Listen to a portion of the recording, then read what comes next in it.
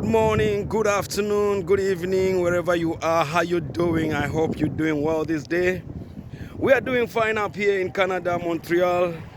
It's a bit cold, but we're having fun with the cold. Yeah. So guys, welcome to At Lubansa TV. You already know I'm your boy DJ Bubbling, and here we go again for another good content. So guys, I am here in the parking lot. Yeah. So I came to the parking lot here so we can have a conversation.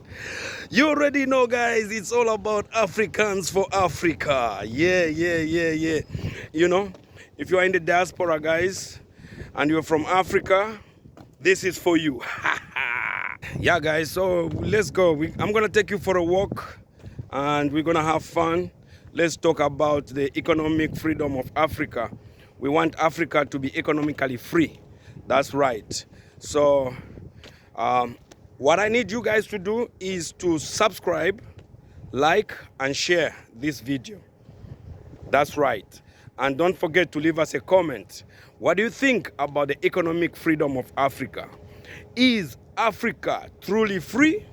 Is Africa truly independent? That is the question on the table, guys. And if not, what can we do? Let me know what can be done about the economic freedom of Africa. And you tell me also, what are you doing about the economic development of Africa? Whatever you're doing, it could be small, it could be on a big scale, that's fine, so long as we are doing something for the motherland of Africa. So here we are, guys, and I'm gonna take you for a walk. We are all talking about the economic freedom of Africa. So, with the economic freedom of Africa, let's mention a few countries, guys, in Africa that are economically doing good. So, number one, we have South Africa. Now, South Africa, as you guys all know, they are very big, is well industrialized, and doing very well economically. However, there is a big question. Are the South Africans, are the people of South Africa economically free? Who is benefiting from this economic of Africa, in particularly South Africa? Who is winning? Who is gaining? Who is enjoying the economic freedom of South Africa? You know, South Africa has got a lot of natural resources, from gold, copper, silver, you can name it. South Africa has it. But, like we say, the big question is, are the people of South Africa enjoying these resources? And to be more specific, are the black South Africans enjoying the economic freedom of South Africa? That is a question that we are asking here, guys. So I call upon you, join me. Let's analyze the economic freedom of Africa. Let's see what can be done. Let's see what is being done. Let's move on, guys, to another country, Nigeria. Nigeria, economic freedom. As you all know, Nigeria is a big country, huge country, full of good and natural resources. Sorry, guys, something there. Yeah, it's that board right there making some noise. So yeah, guys, like we are saying, Nigeria, a big economic country, very huge, very good with oil. They've got oil, crude oil, which is very, very interesting. But again, the question goes to say, who are the people enjoying this economic freedom, economic development in Nigeria? Okay? Are the Nigerians enjoying the economic freedom? Now, one thing for sure that you need to understand, Nigeria has the largest population in Africa in a small geographical region. So, is the economic freedom of Nigeria sufficient for Africa? No. Let's move on, guys, to Congo, Kinshasa, the Republic Democratic of Congo. So when it comes to the Democratic Republic of Congo, that's another very rich country in natural resources. They've got uranium, gold, diamonds, copper, silver, emeralds, cobalt, you can name it. They have it all. Okay, but is the people of Congo actually enjoying this economic development or natural economic resources of Congo? The answer is no, they are not. Congo, it's a very vast land. Congo is actually the second biggest country in Africa in terms of land, geographical land, after Sudan. That's right.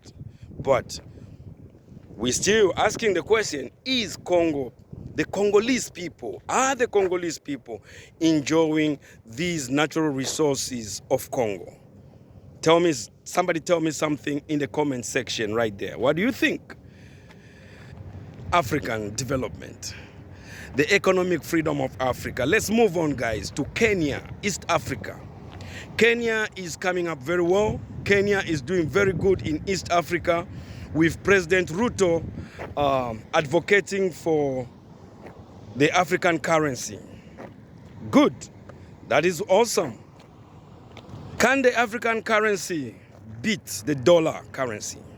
Can it beat the pound? Or could it just be another big thing coming up? Another international trading currency called the African currency. So we are looking forward to that, guys. It's all about the economic freedom of Africa. We want to ensure that Africa is economically free. How? Guys, we already said we are going to reserve our natural resources, energy. Number two, we are going to move on to make sure that we industrialize our countries. Our continent has to be industrialized using our natural resources. Thirdly, we are going to make sure that we put value addition to our products. These are the steps that we are going to carry on to ensure that African economic freedom is enjoyable, is attainable, and is sustainable to the people of Africa. So that's what we are campaigning for, the economic freedom of Africa to be beneficial to all Africans. That's right. Yeah, guys. So now, we've seen that Africa is so rich with natural resources, and the question is, why are we living the way we are living? What is going on with Africa? Why can't we enjoy the resources that God has given us? God has blessed us with so much good resources. As I always say, the problem is with our leaders. Our leaders need to change the way they think, the way they treat their own people. Number one, the problem that we have with African leaders is the change of government. When there is a change of government, there is always a problem where the new government has to erase everything the previous government was doing, which is wrong. Which is wrong. The government is the people. The government is the country. The president can come from any political party, but the government is still the country's. So therefore, when a leader is nominated, when a new leader is nominated into office, they should bear in mind that in order to continue, you have to start from where your friend ended. If there are any mistakes, you correct them quickly, pick up some of the good projects that they were doing, and move forward with the development. But what do we see? What do we see most of the time happening in Africa is if a new president comes in, he has to cancel everything the other president was doing and start everything from scratch. It doesn't work that way, my friend. You are doomed for failure. Yes, that is destined for failure. You cannot cancel everything and start something new and thinking that you're going to finish it in what, 4 years? You're going to finish it in 2 terms? So that's a problem. The government is the people. Okay? Presidents can come from different political parties, can be a Republican, can be a Democrat, can be whatsoever, but the most important is you are coming into the people's office. The government is the people. It's not a party's office. No, it's the people's office. So therefore, when you come into office, analyze your situation, what you find in the office, analyze, Pick up some good stuff and some stuff that is not needed, just trash them. But you need to continue. Very, very important that we must continue from where our predecessor ended. So yes, guys, we are still going for a walk. I hope the sun is doing us justice. Guys, the sun is behind me, so I hope you can see me well. Guys, it's cold, that's why I'm putting on this hood and my head sock. You know, it's very cold here. Although it looks like there's a lot of sunshine here, but yo, believe you me, it's cold. Let the sunshine don't deceive you. It's very, very cold. You see, I got my gloves in my hands, and yeah, it's really cold, man. I think right now we are sitting at 2 degrees Celsius here in Montreal, guys. It's cold. It started snowing from time to time, but nothing yet accumulated on the ground. As you can see, nothing yet has been accumulated, but yeah, it's something very spectacular. Guys, like we are saying, the most reason why these governments do this, where when they come into power, they try to change everything, try to cancel everything the other people were doing. I think, guys, let's be wise. That's just a stealing scheme. What they want is to come up with projects upon projects, you know, projects upon projects in the name of projects. So that way they can extort this, so that way they can be able to branch this money, you know, in these projects. And henceforth they start using that money for their own personal benefit and making their own people to suffer. That is something that beats my own imagination. How can you call yourself a leader when your people are suffering? That's BS. Bush. So yeah, guys, it's very important that we Africans, we come together and start thinking. We need to change our thinking to say, hey, guys, we are here for one cause. We are here to develop up our own livelihood. We are here to ensure that the future is bright for our children, children's children. So it's about time, guys. We have to face the reality. And I do not see a reason why other countries, like one person is able to control and terrorize the whole country of millions of people. Come on, man. Even if they have guns. If you tell me 10 million people move together, how many guns were you going to shoot in those people? At least 100 of them will survive and come after you. So to those leaders that try to hold on to power, it's so very difficult to comprehend. If you know you are clean, if you know you've done a good job, you will live in grand style. You will live being appreciated. You will live like a hero. Now, to some people, to some of these leaders in Africa, I really don't know what this power does to them.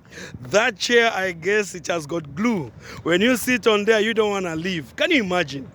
Let's talk about another country called Zambia. Zambia recently had a change of government in 2021 from a party called PF to a new party called UPND, which is being led by Hakainde Hichilema, HH. HH is the current president of Zambia right now, who succeeded Mr. Edgar Changwa Lungu of PF. Apparently, it appears that Changwa Lungu did a good job in terms of infrastructure development of Zambia. He brought about roads, he brought about a lot of constructions, including a new airport in Lusaka, right there. We've got, you know, all these beautiful malls everywhere. He did a good job, you know. For the first time ever in Zambia, we now have flyover bridges, you know, under the leadership of Lungu, which is good. We appreciate that, and it's nice. After 2 years of not being president, Mr. Edgar Changwa Lungu has risen up. He wants to come back to active politics again. So can you imagine? You have done such a good job, mister. Now you want to come and spoil it for yourself. And besides, if for some of you that understand what politics is, for a president, when a president is out of office, he goes out with certain immunity. There are certain immunities that goes with that office, you know, and you are being respected in that level as a president, former president. But let me tell you, once you come out of power and you try to go back in active politics, just like Donald Trump has done in the USA, all those benefits of immunization are being wiped out. Immunization such as what? The government, first of all, when you come out of power, they are supposed to provide you with accommodation, security, just a whole lot of benefit that comes with it. So Mr. Edgar Changwa Lungu has decided to put away all these benefits and go in to fight for the people, thinking that he can do the same development that he did in 2020, 2019, in 2026. No, sir. No, sir. No, sir. No, no, no, no. No, sir. It doesn't work that way. The opportunity comes at once. Sir, with all due respect, most of your friends stay in power for 4 years, at most 8 years. And with all due respect, sir, you have done 10 years. You have done 10 years in power. Now tell me, what is it that you didn't do in those 10 years that you want to come and do, what, in the next 4 years, 2026 to 2030, or up to 2034? What is the plan? So, sir, what you did is good enough. That's what you could do. Move on. Let the young people, new breed, new generation, pick up from where you left. Don't spoil it for yourself, sir. I'm telling you. Yeah, guys, so that is the current politics in Africa that is happening right now in Zambia. So there need to be a change. And for Zambian politics, I want to plead with you guys in politics, or I don't know, Zambians, please change your language. It's so insulting. I can't imagine politicians, they will sit down in parliament and use words like fi puba fidia, fiari tumpa, fi wele wele, tafia kwa tamano, mano ya ubushi, nimbwa sheka sheka. Ba presidente balelanda ti mingalato. Ati nga wapitilo okutwa chayo mingalato, twakugwira pa mukosi. What are you saying, Mr. President? Are you saying anybody that opposes you, you go around the corner, hit them real hard, either put them in prison? I don't know. What do you mean by kumugwira kumukosi? So, yeah, we just want answers to be able to understand what is the president saying when he says tuzachaya mingalato za chinja. Ngati wapitila huku na hivyo wapitila huku twakugwira pa mukosi. What do you mean? Are you a strangler now? Mr. Akainde, what's going on, mister? You see, this is one thing Mr. Akainde is doing. Mr. Akainde, yes, you are developing the country, you are taking the country to the right direction. But there's one thing you are forgetting. The people that brought you into power, the youths. What are we doing for these youths? The youths are complaining because things are not working for them. People are complaining, the youths. What are we doing to the youths? What are we doing for them? So these are some of the things that we want the president to look into very carefully. Things like the cost of meal, prices going up. Zambia staple food is nsima, kansima. That means meal, okay, made from corn. Okay, we make meal in Zambia. And now the price of meal is so high that a local Zambian cannot even afford a bag of meal. You know, it has been estimated that in Zambia every household at least consumes 25 kg of meal. Now that 25 kg is going at 300 kwacha. 300 kwacha now. Yes, 300 kwacha is probably nothing to most people out here and out there, but what about the majority of Zambians? Those people in the market, those people moving up and down, look at the streets, all jam-packed. How much do you think they go home with? Go home maybe with a $30 kwacha. At the end of the day, you make a 30 kwacha, you go home. What can 30 kwacha do for you? You probably buy utumusalu, tukapenta, patu, tomato, nishkwapa na kapamela wabika pamo. So, President, abantu baredi la Zambia insala. If I were you, I will subsidize ubunga. Subsidize meaning I will try to look into other sectors of the government, other sectors of the economy. Which one is much priority, which one is not needed? And then let's divert that funds to supplement or subsidize the meal. Because you have to understand, if people cry of hunger, hunger is something else, something different. You can do anything to people, but don't starve them. When you starve them, you bring out something that they don't even know exists in them.